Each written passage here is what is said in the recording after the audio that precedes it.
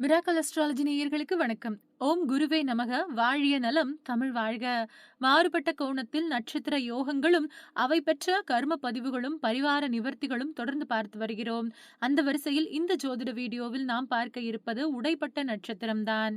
இந்த நட்சத்திரங்களில் பிறந்தவர்களின் வாழ்க்கை முறை, வெற்றி தோல்விகள், குணங்கள், சரிவுக்கு காரணம், எந்த கிரகத்திற்கு பரிகாரம் செய்ய வேண்டும், எந்த கிரகத்தின் கர்ம பதிவுகள் உள்ளது என விளக்கமாக பார்த்து விடலாம். சமநோக்கு நட்சத்திரங்களில் ஒன்றான சித்திரை நட்சத்திரம் பற்றித்தான் பேசிக் கொண்டிருக்கிறோம். சித்திரை நட்சத்திரத்தின் முதல் 2 பாதங்கள் கன்னி ராசியிலும், அடுத்த 2 பாதங்கள் துலாம் ராசியிலும் வரும். கன்னி ராசி என்பது உபய ராசியிலும், துலாம் ராசி என்பது சரராசியிலும் வரும். இவர்கள் குணத்தை பற்றி சொல்வதானால், பிறந்த குடும்பத்தின் உறவுகள் குறித்த கவலை இவர்கள் மனதை அழுத்தும்.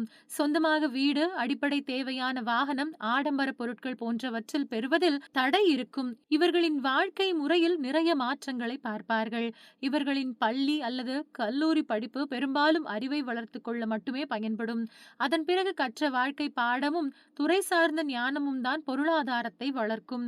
கன்னி ராசியாக இருந்தாலும் தன அதிபதியாக சுக்கிரன் வருவார். துலாம் ராசியில் சித்திரை நட்சத்திரத்தில் பிறந்தவர்கள் என்றால் ராசி அதிபதியே சுக்கிரனாக வருவார். அதாவது யோகம் தருபவரே. சாபம் பெற்றால் எப்படி இருக்கும்? கவலைப்பட வேண்டாம், இயற்கை நிவர்த்தி உள்ளது. சித்திரை நட்சத்திரத்தில் பிறந்தவர்களுக்கு நடுத்தர வயதில் குரு திசை வரும். ஆனால் சுக்கிரன் திசை வராது. இதன் காரணமாகத்தான் இவர்களுக்கு எட்டாத உயரத்தில் பணம் இருந்தும் கைக்கு எட்டியது வாய்க்கு எட்டவில்லை என்பது போல காரணம் இருக்கும். பொதுவாக குரு இவர்களுக்கு நன்மை தரமாட்டார்.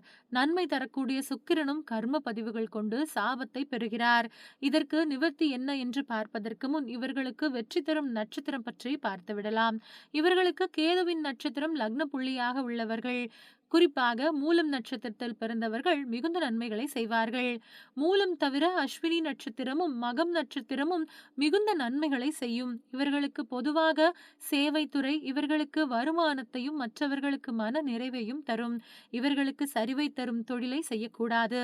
பணத்திற்கு பொறுப்பேற்ற குருவும் சுக்கிரனும் சாதகமாக இல்லாததால் பணம் சம்பந்தப்பட்ட கொடுக்கல் வாங்கல், வட்டி தொழில், கடனுக்கு பொருளை தருவது போன்ற துறைகளை தேர்வு செய்யக்கூடாது. இவர்கள் பிறந்த குடும்பத்தில் மகிழ்ச்சி, சுப செலவுகள் இருப்பது மிகவும் குறைவு. வாகனம், வீடு, உழைப்புக்கு ஏற்ற ஊதியம் இல்லாமல் இருப்பது போன்றவை சுக்கிரனின் கர்ம பதிவாக இருப்பதற்கான அறிகுறி.